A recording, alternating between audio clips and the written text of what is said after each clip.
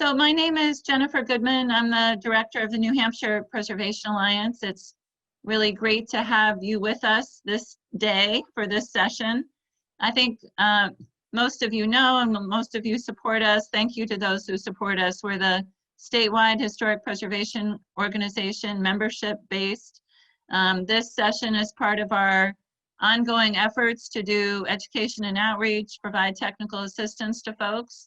And since March, we've been on Zoom and really appreciate people's flexibility. And I'm sure we'll all learn things from all of these about how we work, how we do business. We look forward to getting back in person with people in the future, but know that we'll keep new ways of working as part of what we do as well.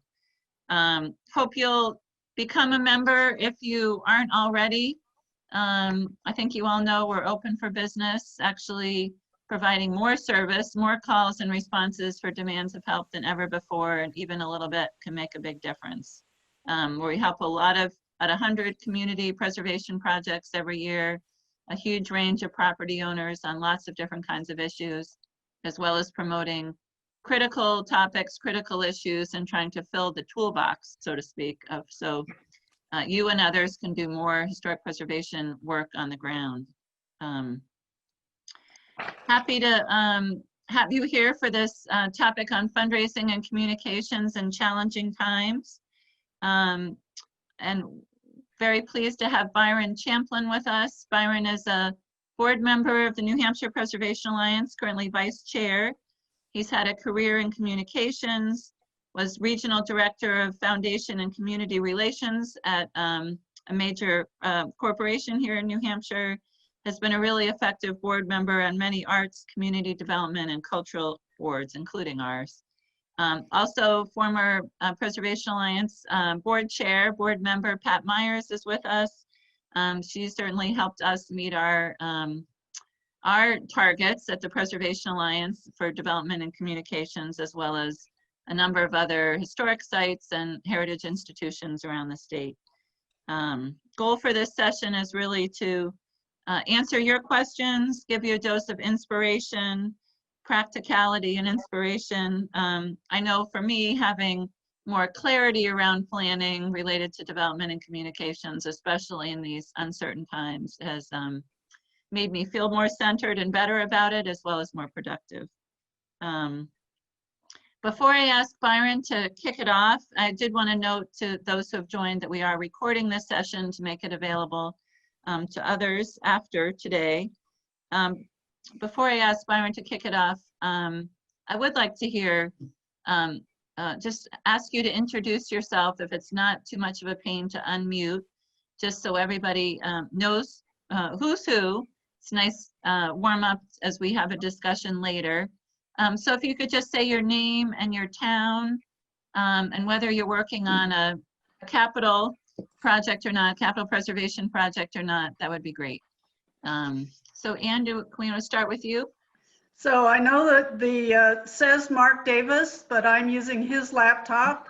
My name is Ann Davis. I'm president of the North Wilmot Union Meeting House Society, which owns and maintains the historic 1829 North Wilmot Church in, fancy that, North Wilmot. We got a grant late last year from the Preservation Alliance to do a historic building assessment, which we have completed, and we've applied for an LCHIP grant.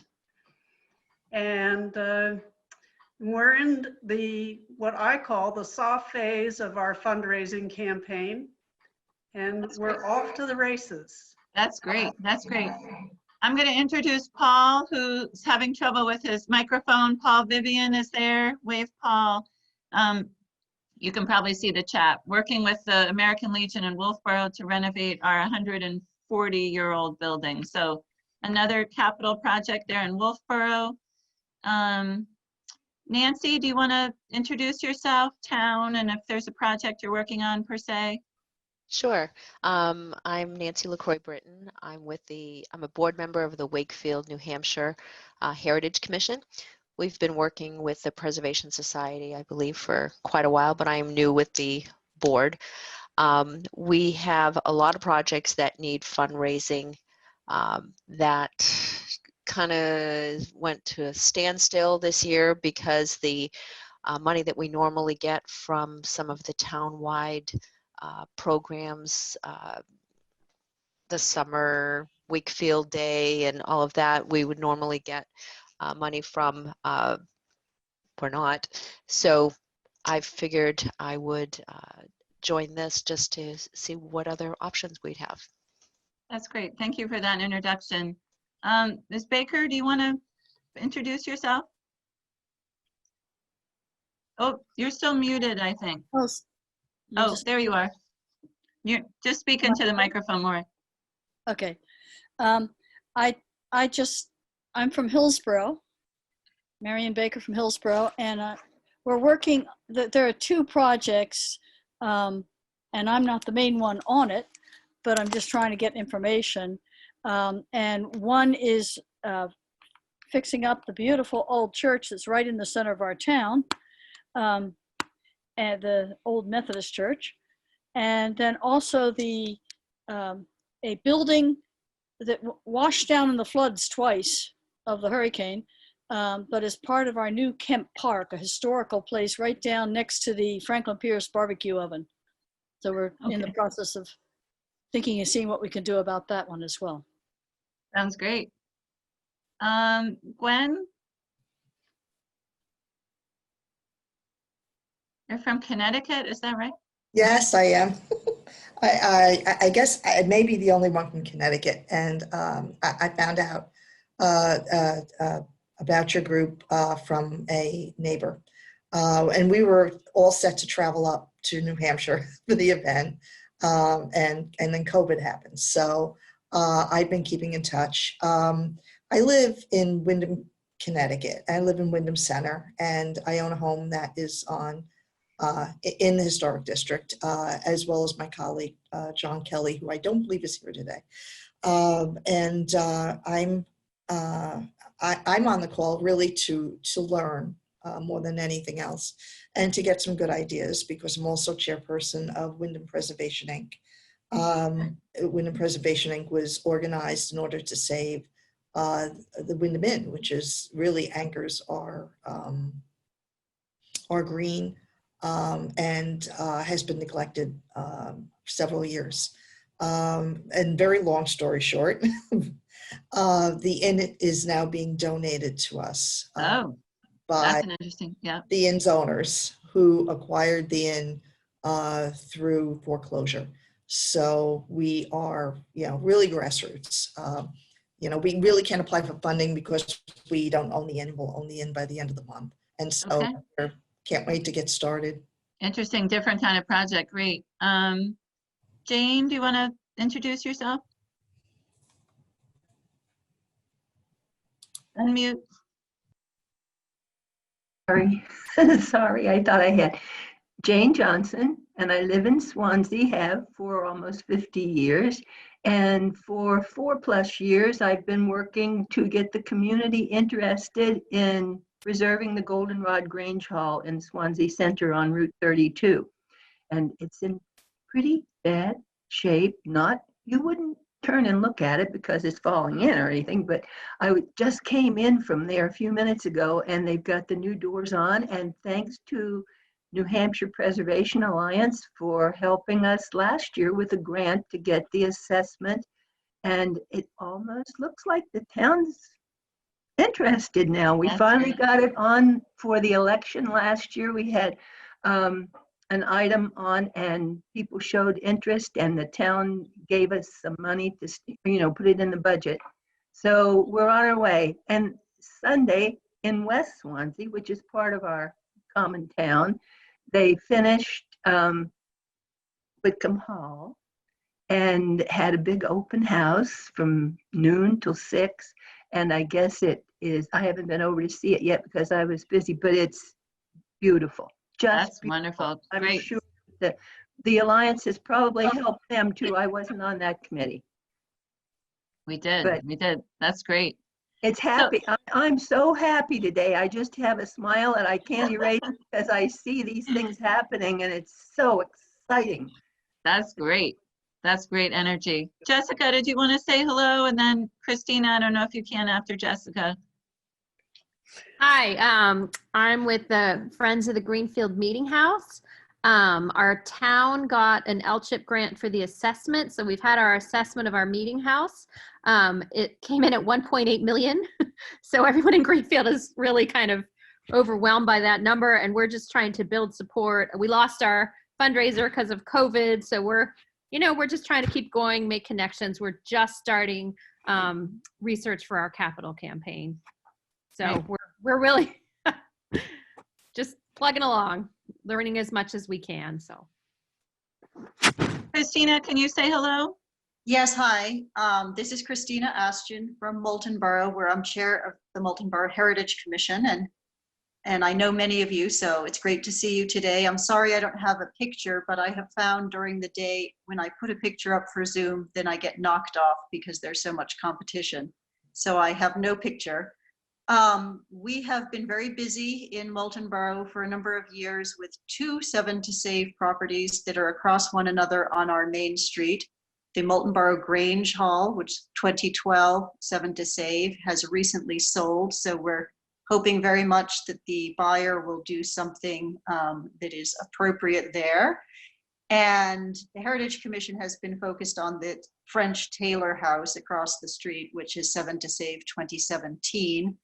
And we have been working with our town planner, and there is an offer, but I'm crossing my fingers very hard because we have to vet what's going on there. And so that property is for sale, although the town has not formally listed it, so it's a bit nebulous. And in the meantime, as a backup, we have just submitted a capital improvements program request for work to be done on the building in the event it doesn't sell before a town meeting, so we can make sure that the town realizes it has some stewardship responsibility for the structure. Great point. Good point. Thank you, Christina. Pat, do you want to say anything before I turn it over to Byron? You're good for now? No, We'll I'm jump good. in. I'm having dog barking problems. You're all set? Byron, I'm going to kick it over to you. Byron was just Thanks, going to give Jennifer. us an overview to kind of warm us up, and then we'll open it up again. Thank you for your introduction. Jennifer, how much time do you want me to eat up?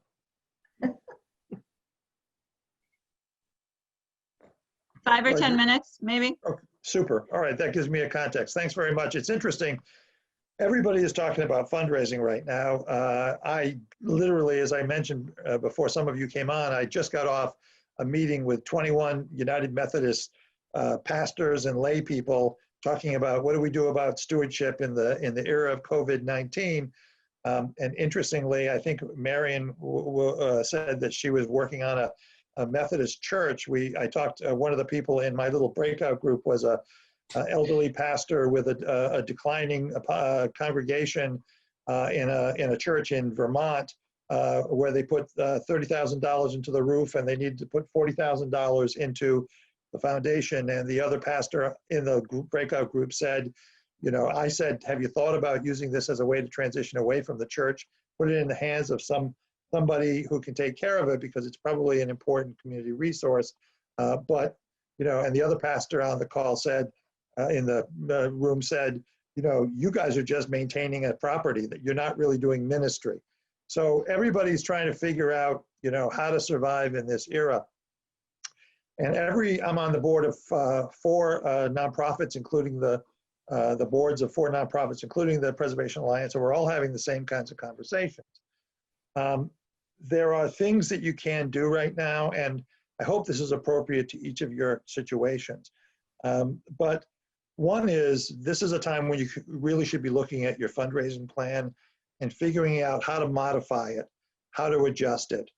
It's a time when you really need to look at particularly if, like the Preservation Alliance and others, other nonprofits, you had major fundraisers that depended upon people coming together.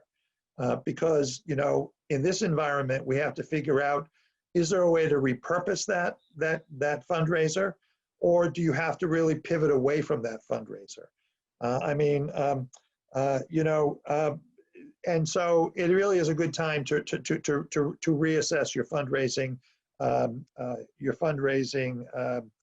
structure and function. Another thing that's important right now is to continue to be visible to your community, continue to be visible to your donors. You know, you can't go dark. You have to maintain communications. You have to show your relevance in the new normal. You need to show how what you do is important. And this is a time when a lot of people are really focusing on human services. This pandemic has had a significant impact on people relative to losing their jobs, increasing needs for social services, you know, health services, mental health services, things of that nature. So you really have to make sure that you're in the game, that you're continuing to show how your preservation goals and your preservation organization continues to be relevant. And that really falls into or segues into the third point I would make, which is that you need to remember that fundraising is about relationships, is about person-to-person relationships, and maintaining the relationships with those who are part of your donor base. You know, something like 85% of giving is personal giving. It's, you know, we focus a lot on the major grants, the major foundations, but statistics show Giving USA 2019 noted that corporations give just about 5% of the money that is received by nonprofit organizations. You know, foundations give, you know, 1 to 13%. The rest of it is all from from people. And these are the ones that you should be reaching out to maintain your relationship with. And the final thing I guess I would note within my 5 or so minutes is that going back to my original comments, you need to show your relevance. You need to show why preservation is important right now in the new normal. And, you know, conversations that Jennifer and I have been involved in, we've talked about the fact that, you know, people are looking for a sense of continuity and a sense of normalcy in a time of significant disruption on so many levels. You know, we're used to, you know, we experienced the economic downturn in the Great Recession of 2008, 2009, digging ourselves out of that. This is so much more.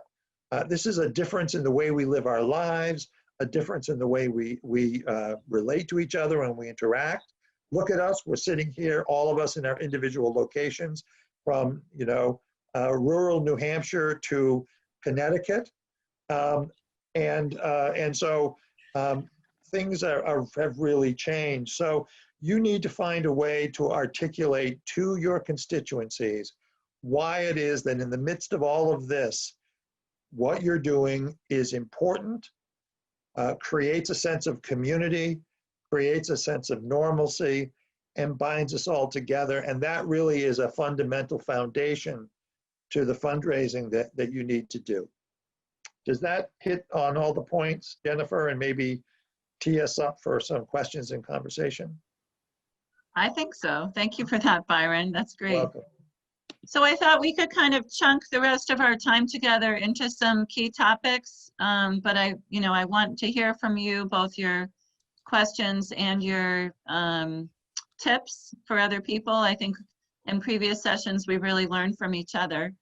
I was thinking about starting off on where Byron ended, about the messages that feel like they fit the best during the pandemic related to historic preservation investment.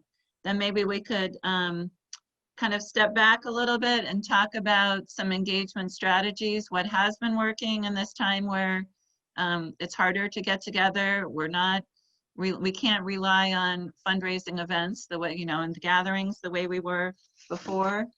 I guess a couple of other kind of big bucket topics I had was to try to answer the question that a lot of people ask, where is the money? Where am I going to find this money?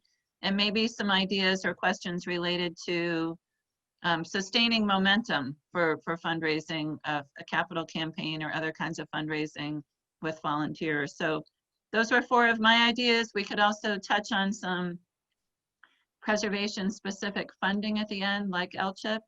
So again, I thought some messages, engagement strategies, sort of taking a look at that classic question of where the money is, and then maybe something about momentum and preservation monies. Does that sound okay? As a start, we can merge and have extra time, I think, too. We're in good shape. Okay. So Byron did talk about some key messages, and I'm wondering what you've been finding works as you talk about the need to raise money for your specific projects. I heard Byron say community. I would add the word comfort or solace. There's sort of ideas related to permanence and longevity. You know, this 200-year-old meeting house has been here for all this time, and we're about taking it forward, sort of in these uncertain times where things feel disrupted, you know, this sense of longevity and connectedness. Jobs too. I mean, I think we're, well, I'll send you a link to Kimball Jenkins in Concord afterwards. They've done a really nice job. They have an LCHIP grant, which they have matched. They've done a really nice job profiling the guys, and in this case, they are guys, you know, on the roof, doing the work, feeding their families, spending money in their local economy, getting takeout from restaurants. You know, Byron spoke to the unemployment issues, the economic struggles occurring in both rural and urban settings. We're not going to solve that problem in and of itself, but to be able to tell the good news of people supporting well-paying jobs and keeping that money circulating in local economies seems really important. Do people, have you had conversations with people, either formal or informal, that picked up on any of those themes or seem to fit?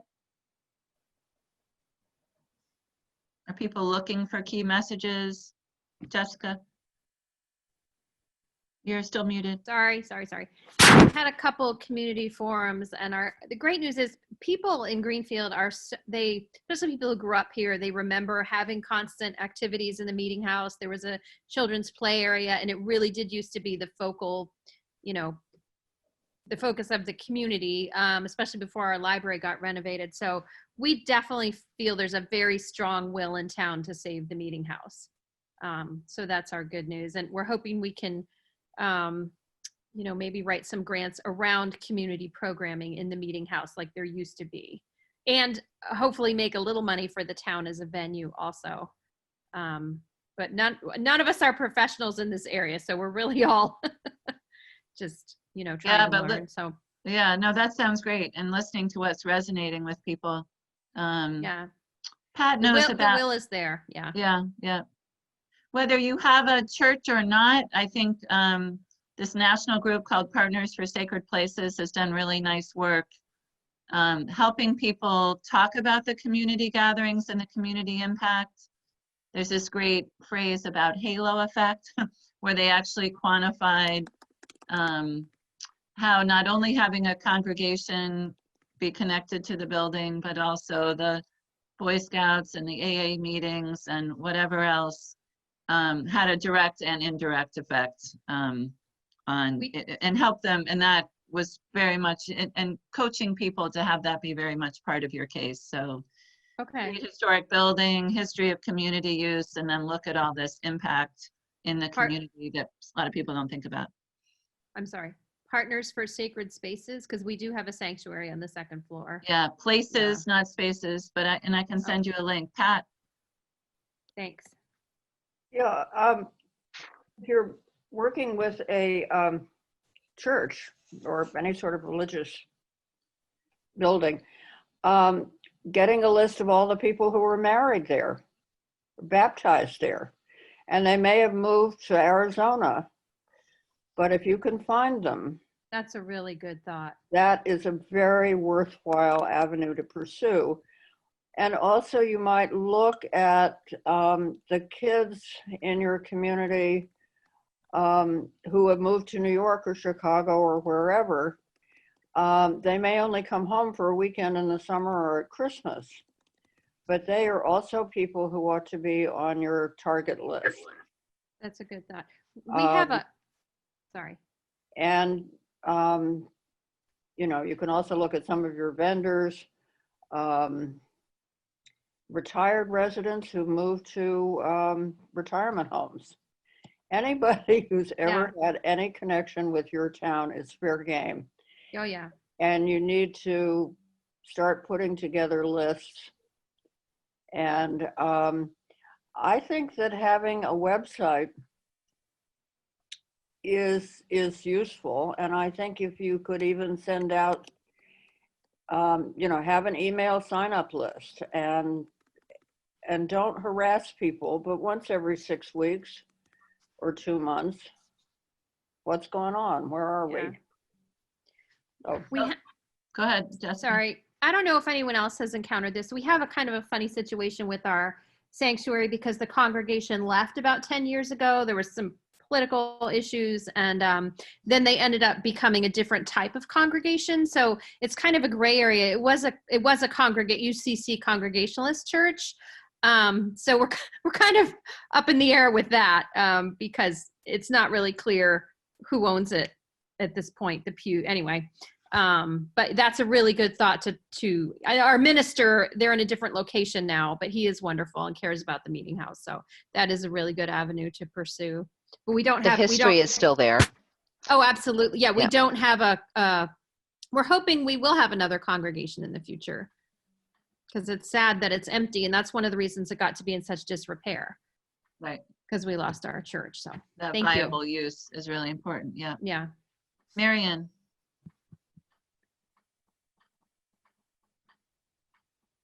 Unmute. Okay. The Methodist Church that I mentioned actually has been used by different churches over the years. It was originally built by the Methodists and now owned by the town. And so it's used for a lot of other things, and we're thinking of it more. It's now owned by the town right in the center, and we're trying to think of it more as a center. You know, it's a building to be used for all kinds of things, weddings and funerals and you name it, you know, and other gatherings, because it's just a beautiful building. We helped a church, the Acworth meeting house that had a church upstairs. I think it was UU Church. And it ended up winning a national award, preservation award, in addition to a statewide award. And they had a phrase of the kitchen of the community that I really loved. That was their phrase about how what a lot of you were describing is true, that coming together, spending time together in formal and informal settings. Yeah. So That's great. yeah, that's great. So we talked about messages a little bit. And Pat, let's go back to the how to be in touch with people, sort of strategies for communication, especially during challenging times. So Pat was suggesting, you know, web presence can be really simple, but just make sure all the important things are on there. Regular communication every 6 weeks or so. Pat was suggesting keeping new news and connection in front of people without finding the balance of not being harassing or obnoxious.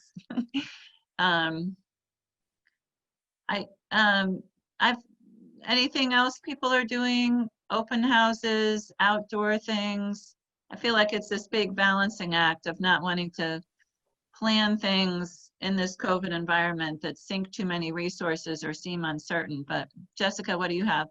Well, we did. Am I unmuted? Yeah. Yep. We did. I followed up an idea that I got from the last one of these calls that I did, where someone suggested doing a video tour. And we did get some student filmmakers to make one for us over the summer. And so we're so excited about that. They had costumes. And so thank you for that idea. We're really excited to share that with the town. So That's great. I've seen open houses where people can see work underway that's outdoor and socially distanced and safe. We've been hearing about some outdoor exhibits at places with kind of that cool roll-up signage where you can get people connected to your place, even if it's unstaffed or you know, not groups of people as we typically would have done.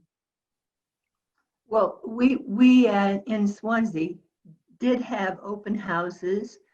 They were not very well attended, and it's been a real heavy push to get the community to slow down and take a look at this. You know, it seems that we're like more cosmopolitan. We're not. We're very rural, but we are a bedroom town for Keene and Brattleboro and Hillsborough and Concord. And I mean, people just go to work and they come home and they shut themselves in their house and that's it. It's so hard to get people activated.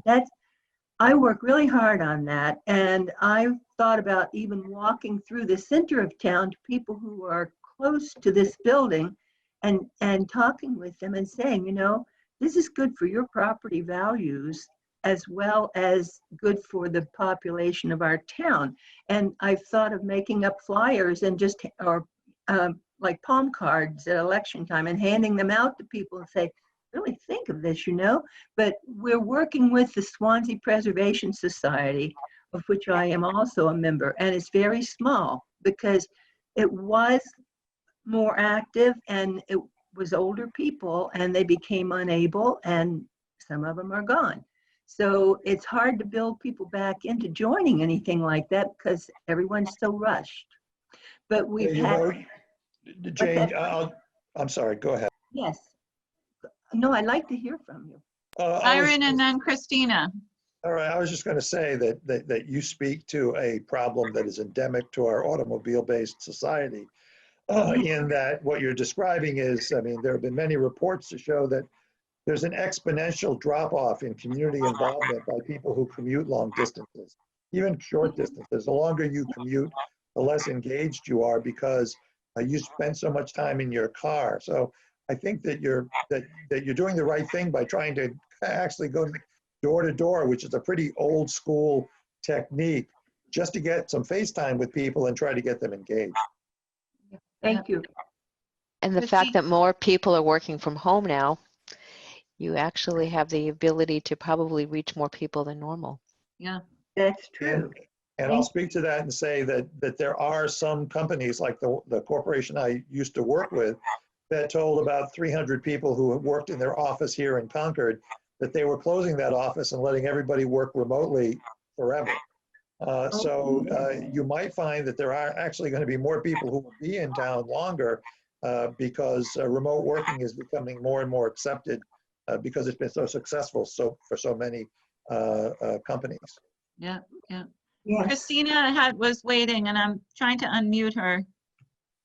I'm now unmuted. Good. I can do it on my own.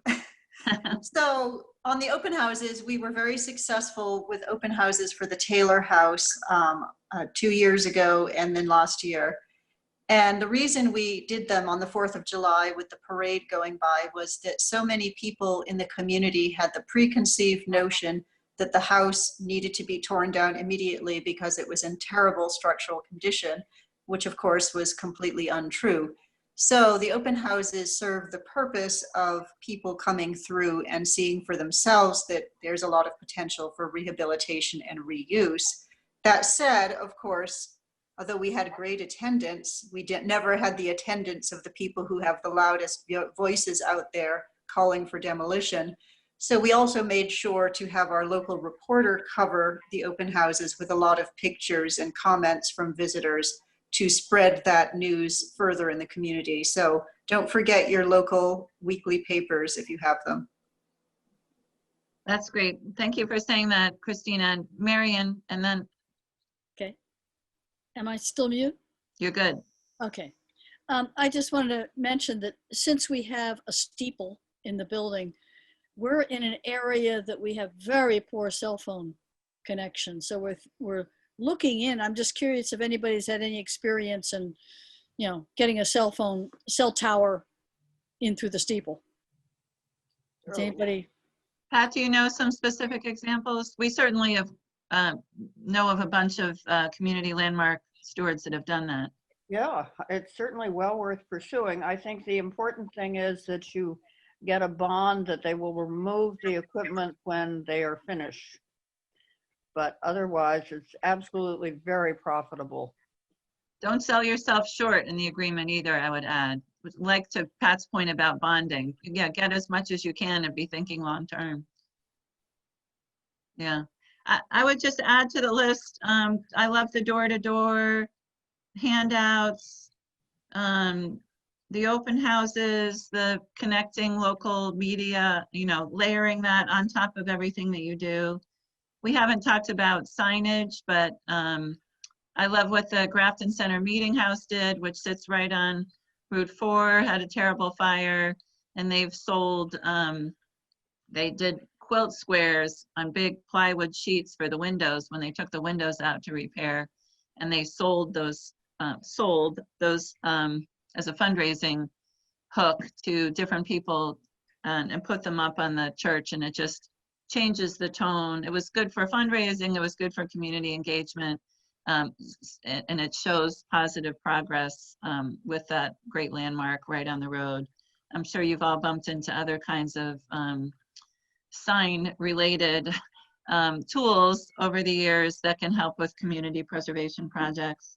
I guess I would be remiss if I didn't say, don't forget to do old-fashioned, not only door-to-door, but picking up the phone, sending notes. All the fundraising experts will say, don't get distracted with the general outreach. It's easy to do events and spend a lot of time on that. There's that pyramid effect in fundraising where on these large capital projects, the most efficient and effective thing is to get some lead donors, to get some higher end donors up at the top of that pyramid. Make sure you're spending time engaging with those folks, those prospects, having the one-on-one with those folks, and then filling in the lower level. So just, and it's harder when you can't have a cup of coffee with somebody to talk about a $10,000 gift, but maybe you can take a little walk around your building together, socially distanced. You can go see somebody and sit on their porch socially distanced. You can pick up the phone or use Zoom to accomplish that really important kinds of preservation tactics. I'm going to jump in and respond to Gwen's chat, and because it ties in with communication, and I think she read my mind. I was looking for an opportunity to say, you know, for the younger generation, and I've been in a lot of conversations across a lot of spectrums other than preservation around this, but for the younger generation, many of them don't read papers, they don't read this or that. If you have the capability to have somebody create a blog, if you have the capability to have a presence on Instagram, you know, posting pictures of your project, things like that, that is a way to connect with younger folks who are prospective donors. And I just would not forget that. Now that's going to vary depending upon your technological proficiency, which is a good reason to recruit somebody young and then get them to help. But also depending upon the access to internet access where you are.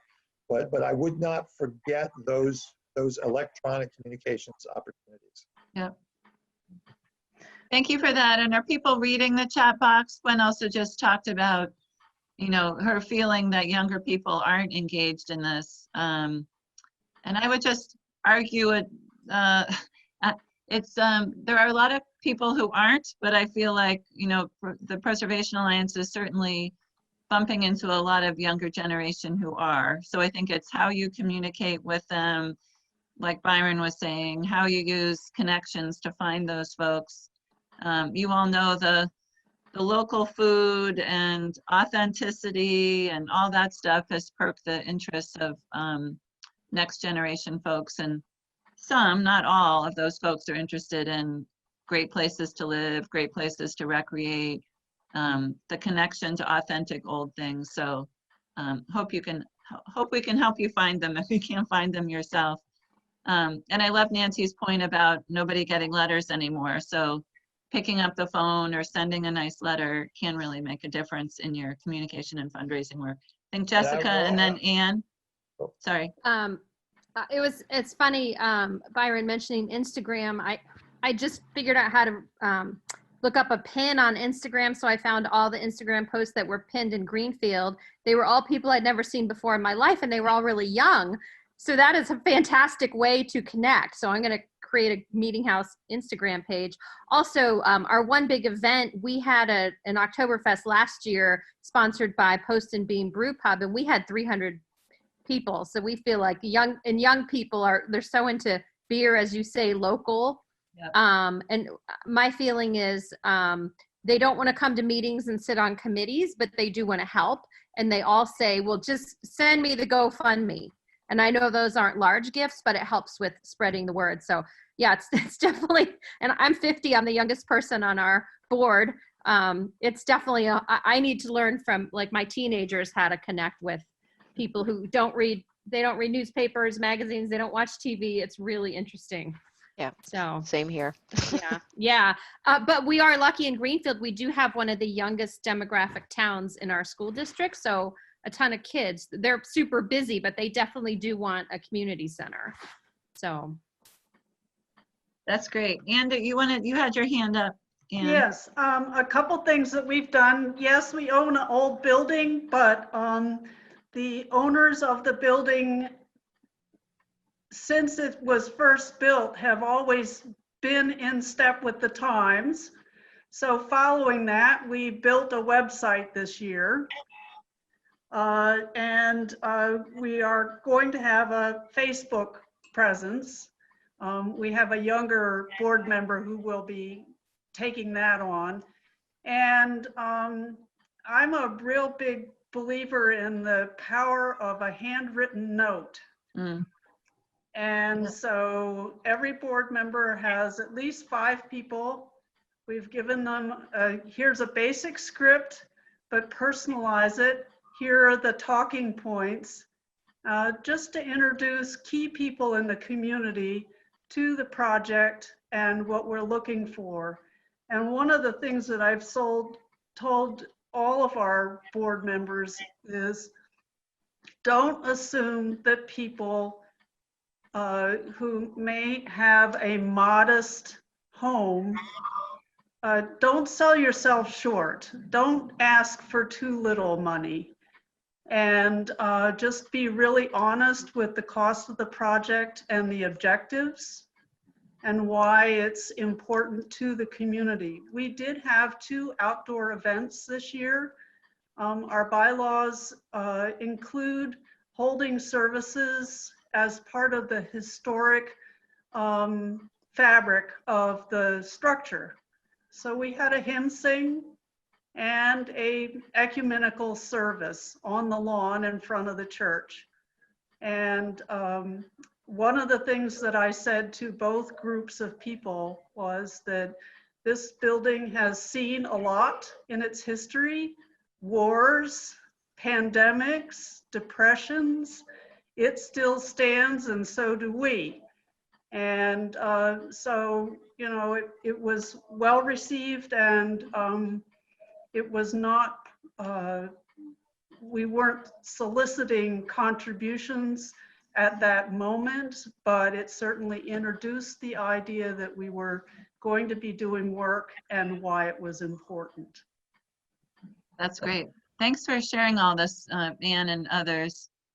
You probably saw Jane's chat that also talked about the connection to partners, in her case in Swansea with the Regional Historical Society, the Cheshire County Historical Society, websites. Our project has a website and Facebook page. Website is under Swansea Preservation Society. So about that collaboration with others and the web presence and social media presence, which is so important to layer in. I just wanted to go back to Pat, those 2 other topics I just wanted to touch on in the next quarter of an hour. Pat had talked about creative ideas for people for your list, being, you know, thinking out of the box about alumni and people with different kinds of connections to your property or project. Would welcome any other ideas about that.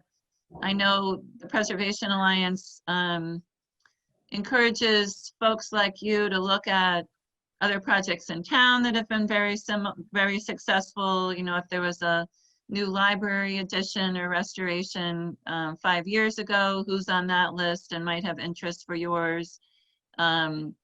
Looking more broadly, are there other specific funders for your library or meeting house project that might be statewide that supported another one in another town that was similar? We also encourage people to talk to the who's ever the director of the regional arm of the charitable foundation to make sure they know about your project and to see if there's folks, you're bringing them an opportunity, and are there folks that have advised funds with that part of the charitable foundation that would be a good match for you, either for planning money or capital money or something specific. Just good to keep them in the loop. And I know we and others have had good fortune with additional connections made through that relationship. People have other ideas in terms of the who? Yeah, let me jump in, and I'll jump in and tie a play off of what I think Nancy just posted about new people in town. Yeah, yeah. I was going to mention before I saw that post, but thank you for giving me the intro. There's a lot being written right now, and I hear a lot of anecdotal support for the fact that there are people in the current pandemic who are leaving metropolitan areas and moving to more rural areas. Keep an eye out for those new arrivals. I would just suggest that they probably have means, and they may very well have an interest if you reach out to them. They're settling into a new place. They've been attracted by the rural nature and the historic infrastructure of your community, and they might very well be, and they're probably now working remotely from home. Right. And they have more time. Yeah. More time, and you may be able to engage them.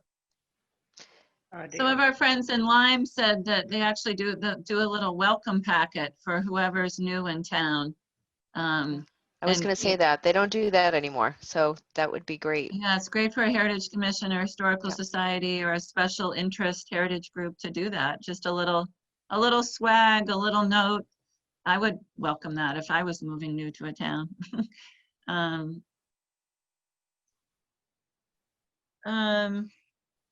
We also, I guess Byron started by saying, update your plan, have a plan and update it relative to what's going on right now. I know there's always an issue of how you maintain momentum. These things take a while, and it could be the pandemic is, you know, redirecting you and making things take a little bit longer.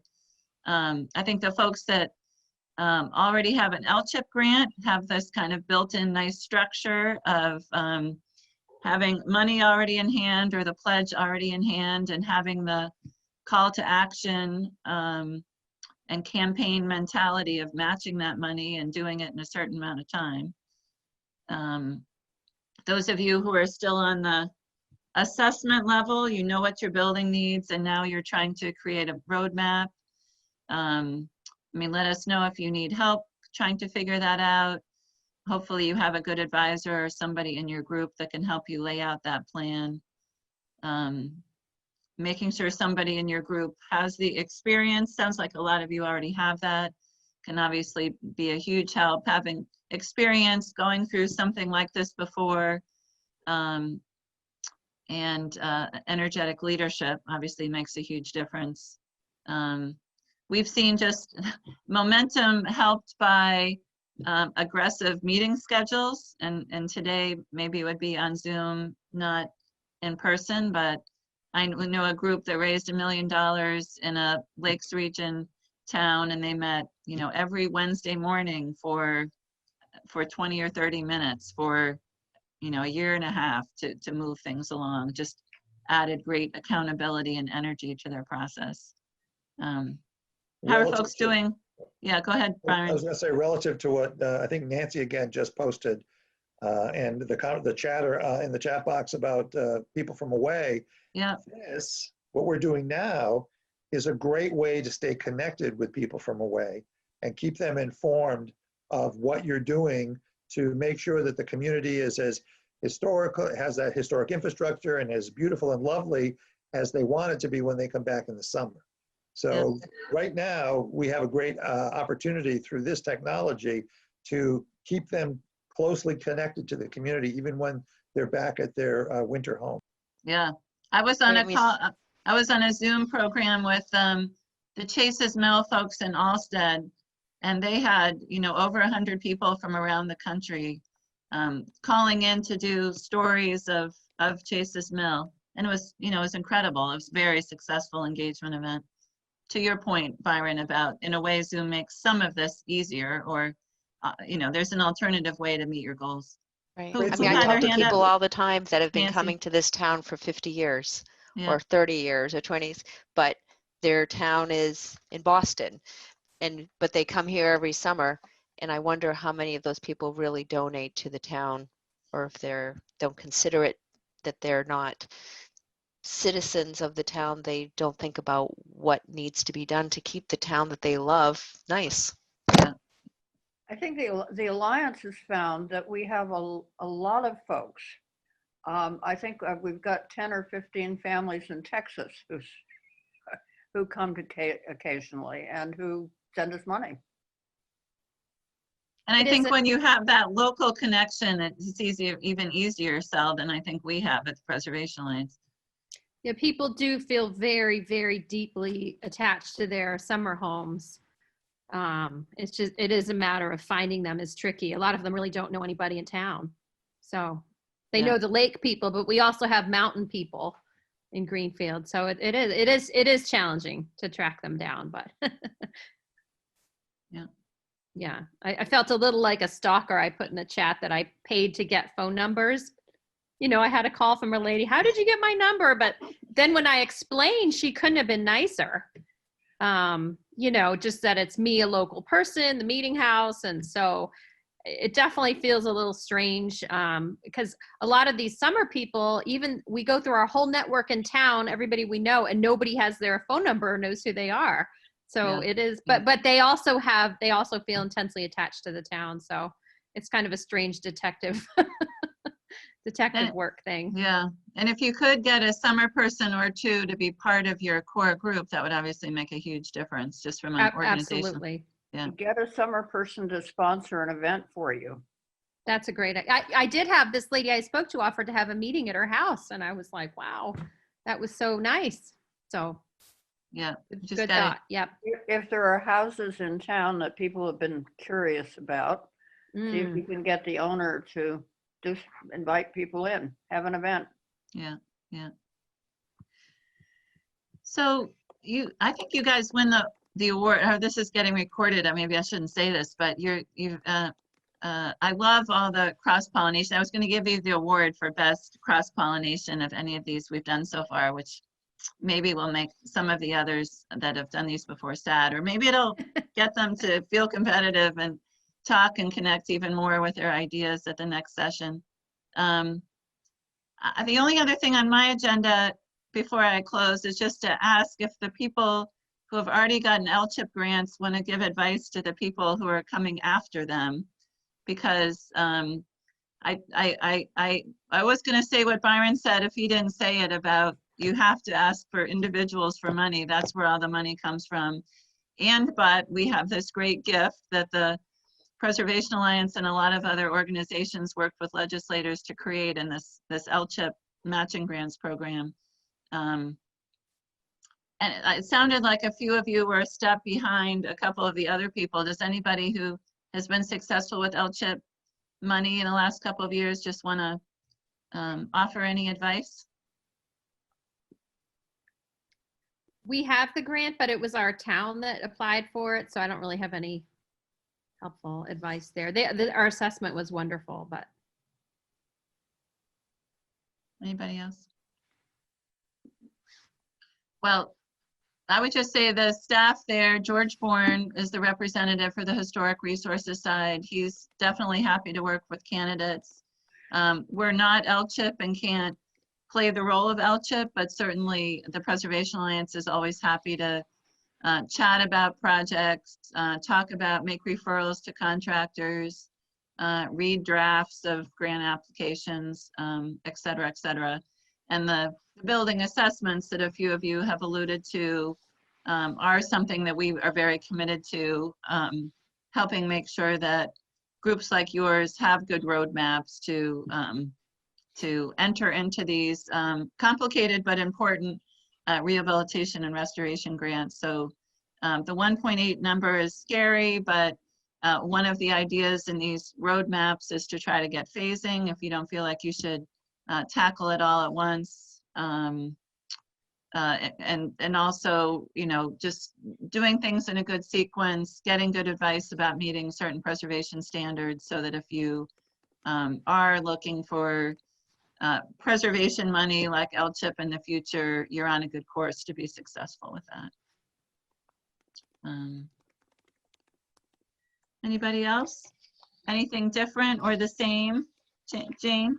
Well, I didn't mention this time. I may have mentioned this in a previous meeting, but we appealed to Keene State College, which is really close to Swansea, and their architecture department set 2 kids out. This was 2 years ago when we weren't limited by the COVID-19 pandemic, and they drew up their plans, quite detailed booklets on what they could do for the Grange building. And it's been really helpful as a guide. So if you have a community college or any university near you, their departments are always glad to help. These kids did it as their senior project and it was beautiful. That's great. That's That's great. Good advice. Ready to wrap?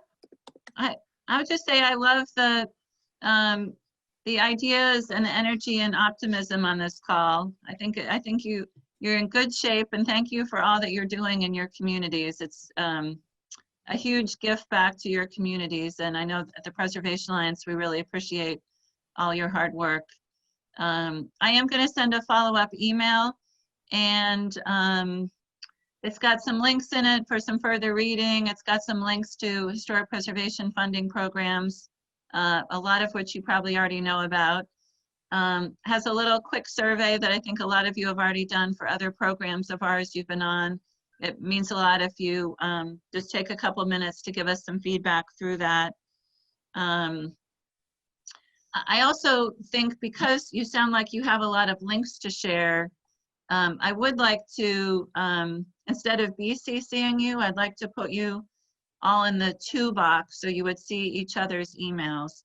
If you don't want me to do that, why don't you send me an email right after this, and I'll leave your name off of that. Otherwise, I'll plan to send to the 8 or 9 of you so you can see each other and have each other's emails, if that's okay.